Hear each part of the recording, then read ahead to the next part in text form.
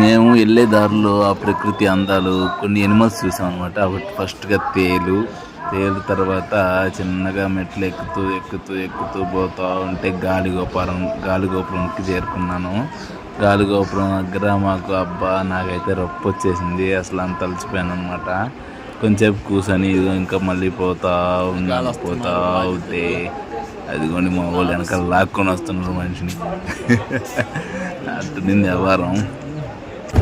జనాద్రిపై సంతతి కొరకై అహోరాత్రములు తపస్సు చేసే కేసరి కుల సతి కడుపు పట్టగా జనించినాడొక అసమాన బలోద్ధతుడు సంయుతుడు జనాసుతుడు పవన.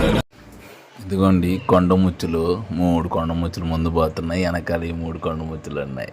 మనం ఏమనుకుంటున్నారా, మనం సింహం.